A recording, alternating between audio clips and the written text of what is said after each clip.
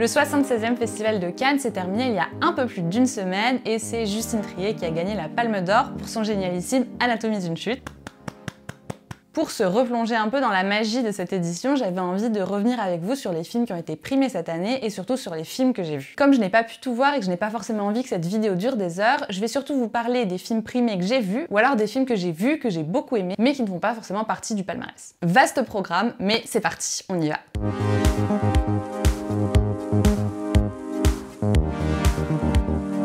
Avant de commencer cette vidéo, n'oubliez pas de vous abonner et vous pouvez aussi vous abonner à mon compte Instagram Merci Jodas pour découvrir plus de films réalisés par des femmes. Dans la barre de description juste en dessous, je vous mets un lien vers un article avec le palmarès complet. Je vous ai aussi mis les dates de sortie des films qui ont été annoncés, comme ça vous avez toutes les informations dont vous avez besoin. Commençons donc par une des sélections qui m'a le plus enthousiasmée cette année et c'est la sélection Un certain regard. Le film que j'ai le plus aimé de cette sélection, c'est par bonheur le film qui a reçu le prix Un certain regard et c'est le film How to Have Sex de Molly Manning Walker. Pour vous faire un petit résumé, c'est l'histoire de trois amies qui partent en vacances et pendant ces vacances, elles vont décider de passer le meilleur été de leur vie. Elles vont donc boire, sortir en boîte et surtout chercher à rencontrer des partenaires sexuels. Le film est vraiment super bien écrit et je trouve qu'il contient une analyse assez fine de la jeunesse, certes, mais aussi de toute cette pression qu'il peut avoir dans la société autour des relations sexuelles et notamment des premières fois. Il y a aussi une vraie attention qui est portée à la notion de consentement et à la difficulté qu'on peut avoir à la définir. Bien sûr, on sera amené à en reparler quand le film sortira en France, parce qu'il est en France distribué par Condor Distribution et il sortira bien au cinéma. Autre film qui a été primé à Un certain regard et dont j'avais aussi envie de vous parler, c'est le documentaire La mère de tous les mensonges d'Asmae El Moudir.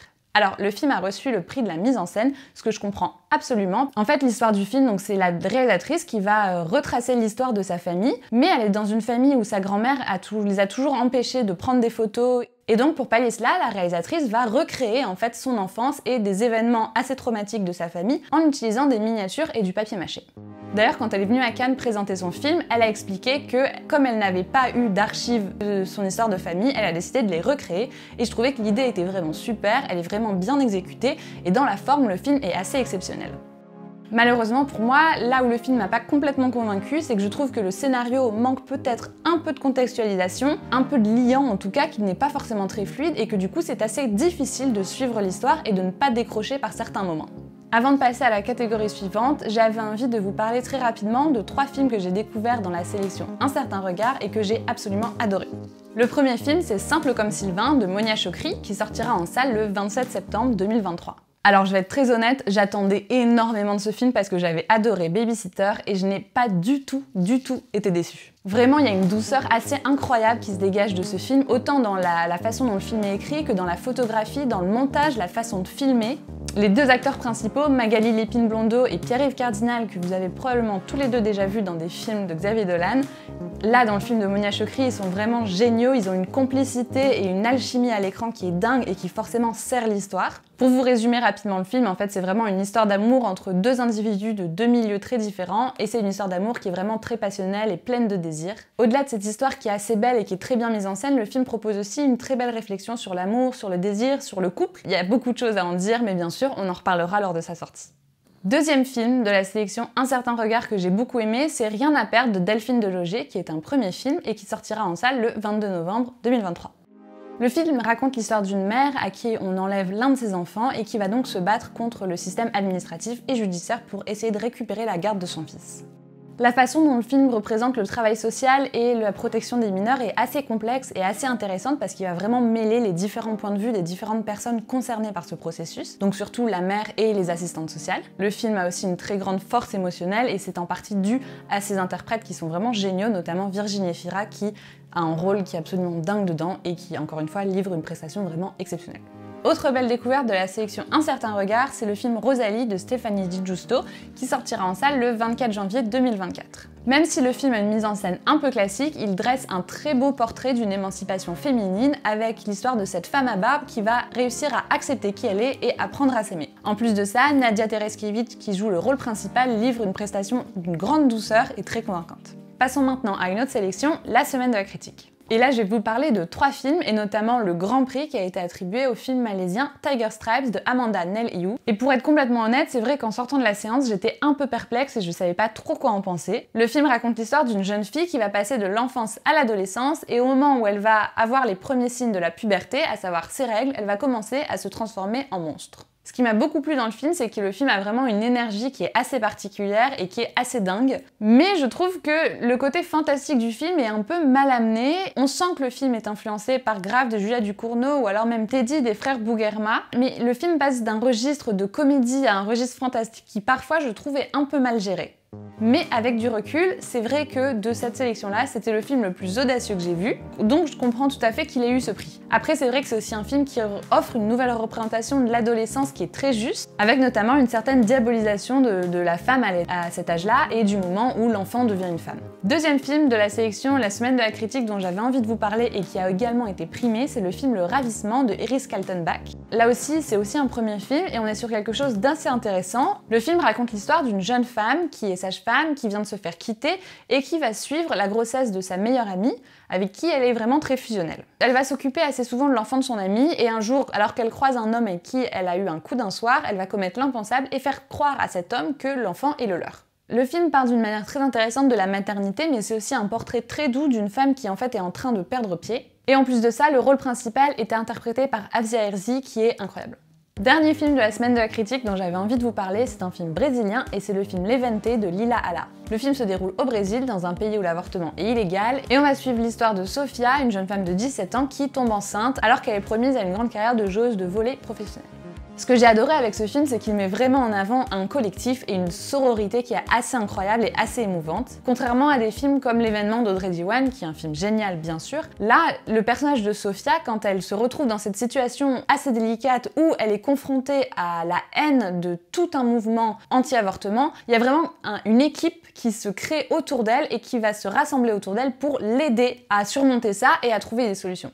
Passons maintenant à la quinzaine des cinéastes. Du côté de la quinzaine, il y a le prix Label Europa qui a été décerné au film Creatura de Elena Martín Gimeno, et il y a aussi eu la Caméra d'Or qui a été décernée à un film de la quinzaine, et c'est le film L'Arbre au papillon d'or de Phan Thien An. Je ne les ai malheureusement pas vus, mais il y a un film que j'ai découvert à la quinzaine des cinéastes, et c'est le film The Feeling That the Time for Doing Something Has Passed de Johanna Arnaud. C'est un premier film monté, interprété, écrit, produit, réalisé par la réalisatrice, donc Johanna Arnaud. Le film raconte d'une manière assez innovante et assez rafraîchissante les déboires sexuels d'une jeune femme de 30 ans qui décide d'expérimenter avec le BDSM. Dans la façon dont le film est construit, il y a une vraie attention qui est portée à la temporalité, où elle joue sur la façon dont au quotidien on peut ressentir le temps de façon différente. Parfois on peut avoir l'impression que quelque chose se déroule très vite, parfois quelque chose peut être très lent. Il y a aussi un ton assez particulier et un humour un peu noir qui est très plaisant, ce qui fait que parfois le film peut faire penser à des personnages qui ont été incarnés par Lena Dunham ou alors Greta Gerwig. En plus de ça, le film propose aussi une réflexion sur la sexualité et notamment sur le BDSM qui est très bienveillante, assez nouvelle et qui présente la sexualité en fait sans idéaliser, sans romancer et d'une manière très réaliste et très amusante. Avant de passer à la compétition officielle, on va faire un petit détour par le documentaire parce que l'Œil d'Or, le prix qui récompense le meilleur documentaire de toutes les sélections confondues, a été attribué au film Les Fidolfas de Kauter Benania, ex aequo avec le film La mère de tous les mensonges de Asma El Moudir. Les Fidolfas, qui est un film qui était en compétition, c'était vraiment un de mes coups de cœur du festival. Le film sort au cinéma le 5 juillet, donc vous allez bientôt pouvoir le découvrir, et vraiment mon conseil c'est allez-y. C'est un documentaire super innovant qui va retracer l'histoire d'une famille tunisienne et surtout de 2 filles qui ont été dévorées par le loup, comme on nous explique. C'est très beau à voir parce que la réalisatrice a fait le choix de remplacer les 2 filles disparues par 2 actrices professionnelles. C'est un film qui va vraiment analyser en profondeur la société tunisienne, les sociétés patriarcales, mais aussi les fonctionnements d'une famille et comment est-ce que qu'une mère va hériter de ses parents va être retransmis aux enfants. C'est incroyablement bien mis en scène, j'espérais même qu'il obtienne le prix de la mise en scène, mais bon, ce n'a pas été le cas, mais vraiment, allez-y. Il est temps maintenant de passer à la compétition officielle, et on va bien sûr commencer par la Palme d'Or, le génialissime Anatomie d'une chute de Justine Triet. Bien évidemment, on en reparlera quand le film sortira en salle le 23 octobre, mais pour vous présenter un peu le film, c'est un film de procès qui va suivre le procès d'une femme accusée du meurtre de son mari. Le film est incroyablement bien mis en scène, bien rythmé, il dure 2h30 mais vraiment on ne les ressent pas du tout. En plus de ça, l'actrice principale, donc Sandra Hüller, livre une prestation qui est dingue. Et à travers le procès de cette femme, c'est à la fois une analyse du couple que nous livre la réalisatrice, mais c'est aussi le procès d'une femme qui ne correspond pas aux attentes de la société et qui du coup va être jugée pour ses envies de liberté. Et un point commun que ce film a avec le film qui a remporté le Grand Prix, donc le film The Zone of Interest de Jonathan Glazer, c'est la présence de Sandra Hüller qui est l'actrice principale du film de Justine Triet, mais aussi l'actrice principale de The Zone of Interest. C'est un film qui raconte d'une manière assez innovante les horreurs des camps de concentration et qui va surtout se concentrer sur la banalisation du mal en racontant le quotidien d'un commandant de camp nazi et de sa femme qui vivent dans une maison qui pour eux est la maison de leurs rêves, sauf qu'elle est aux portes d'Auschwitz. Le film est vraiment très impressionnant dans sa mise en scène, dans sa radicalité, dans son choix de traitement du sujet. Il y a un travail énorme qui a été fait sur le son et sur le hors-champ puisqu'on va jamais voir frontalement la violence des camps mais on va le deviner grâce aux ambiances sonores. Mais pour moi le film faiblit un peu dans son dernier quart et je trouve qu'il a un peu du mal à se renouveler, ce qui fait qu'on ressent quelques longueurs vers la fin. Dans le palmarès, il y a aussi l'excellent Monster de Koreda, qui est le film qui a d'ailleurs obtenu le prix du scénario et aussi la Queer Palm. C'est un grand récit d'humanité qui parvient vraiment à captiver le spectateur en racontant le même événement de 3 points de vue différents. Quand j'ai vu le film, j'en connaissais déjà trop sur l'histoire, donc j'ai pas été assez surprise et je n'ai pas apprécié le film à sa juste valeur. Donc si je peux vous donner un conseil, c'est si vous avez envie d'aller voir le film, ne lisez rien dessus. Avant de terminer cette vidéo, j'avais envie de vous parler d'un film que j'ai beaucoup aimé mais qui malheureusement ne figure pas au palmarès. Alors je pense que je fais partie des rares qui ont apprécié ce film, c'est le film Club Zero de Jessica Hausner. C'est un film qui va raconter l'histoire de plusieurs étudiants d'un lycée très privilégié qui vont petit à petit être endoctrinés dans une secte par leur professeur de nutrition. Le film a été assez controversé et assez mal reçu. C'est un film très noir, il y a une scène qui peut être un peu choquante, qui parle de sujets assez délicats qui sont à la fois l'engagement écologique et peut-être un peu des troubles alimentaires. Pour moi, les troubles alimentaires, c'est pas vraiment le sujet du film, mais forcément, puisqu'on parle de nourriture et de régimes spéciaux, ça gravite autour de ces thèmes-là. Moi, c'est un film qui vraiment fait partie de mon top 5 de Cannes. J'avais vu le précédent film de la réalisatrice, Little Joe, que j'avais pas du tout aimé, mais j'avais adoré la mise en scène, la photographie et les musiques. Et là, j'ai retrouvé vraiment toutes ces choses que j'ai aimées dans le cinéma de Jessica Hausner, dans le film Club Zero, mais avec un scénario qui, pour moi, est beaucoup plus ficelé, beaucoup plus intéressant et qui aborde énormément de thèmes très intéressants. Vraiment, je pense que le film nous amène à réfléchir sur beaucoup de sujets, alors peut-être qu'elle propose trop de réflexion, peut-être qu'elle ne développe pas assez certains points, mais dans tous les cas, c'est un film qui dérange et qui reste dans l'esprit assez longtemps. Pour moi, c'était vraiment un des films forts du festival, et bien sûr, on en reparlera quand il sortira au cinéma. Enfin, si il sort au cinéma.